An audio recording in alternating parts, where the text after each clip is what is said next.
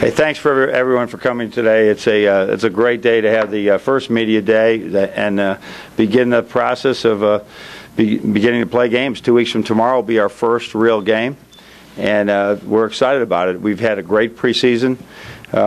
It's different because it's been a different schedule, but I think we've been experimenting in some areas how to keep them fresh, but at the same time make the right progress. And I'm sure we didn't do everything right, but I think we like that we're fairly healthy right now, and we're playing as good as we can for this point in the season. So I think you're going to stay for about a half an hour of practice. It's going to be very generic what we're going to end up doing, but I think you'll get a little better look at the size of people and the different and look at their progress maybe in somewhat. But I like the guys on this team. They're a good bunch of young men, been virtually maintenance free up to this point, and then now we go ahead and we go about trying to help them develop their skills while you teach them what winning basketball at Michigan's about. So love to. I'm sure you have a lot of questions, and look forward to you meeting some of these young men and having some time with them, because I think you'll really like it's the 7 young men that were with us last year. They're not with us. The 5 seniors and Trey and Tim were great representatives of the university. I think you'll find the same thing with some of the 3 new scholarship players and the walk-ons that we have. You mentioned health. Any update on Mitch and any projection for him? Yeah, he's making great progress, but we're super cautious.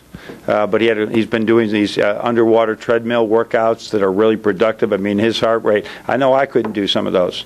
And so it's really good, but we're being very cautious as well. But if he keeps making this progress day after day, it's still day to day, one of these days he's just going to have to get out there and see what he can do. But we're very cautious. Go back over to right with Rob. Hey, Coach, can you talk about the versatility of the roster this year? Well, I hope so. I think with Mitch not being in there right now, there's not as versatile as we'd like to be, because we want to have people playing a lot of different positions. But when Mitch is healthy, we're fairly versatile, where we can play a bunch of multi-position players and just let it roll. I mean, we've done some things have happened in practice thus far that would be. That would be good for us to just play that way, whether it's continually, with a really big line of really small, all long guys at one time. I do like that part. Go over to your left, Coach, with Chris. You're seeing the same aggressiveness in your freshmen, Zach and Derek, that you saw maybe like in a Tim and a Trey when they first got here? There's some similarities. Yeah, I don't think that you'll, Tim was certainly a shooter who learned to drive and handle. I think that's probably Zach is doing a lot of those things. Derek he's 100% right now. At least he has been in practice. He missed about 4 or 5 days just while we made sure that his foot was fine. So I've seen great decision making by Derek, which is really good. Which I've seen in some very few freshmen. You don't see that type of thing. Coach, after all that success last year, what's your biggest challenge going into this year?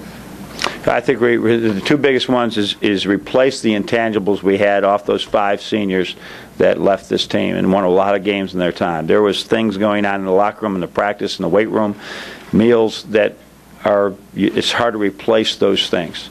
And then the whole idea of that there's Tim and Trey at the end of shot clock, at the end of games. If we were drawing up things, it was going to them. Who are you drawing up things for at the end of the games? Those are things we're working through right now.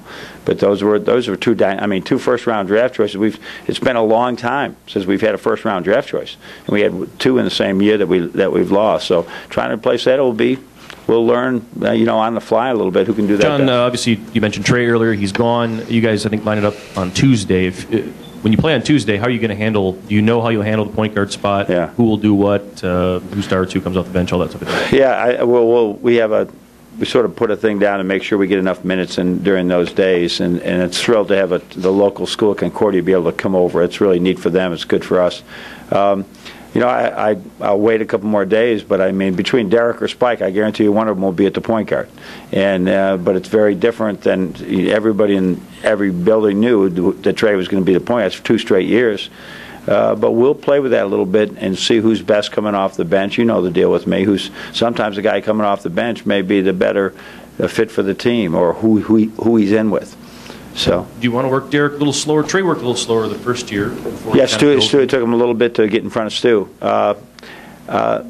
Derek is coming on really strong, but I think Spike right now, the other day he had like 20 assists and 2 turnovers, and I'm saying, I'm still mad, Spike, about those 2 turnovers.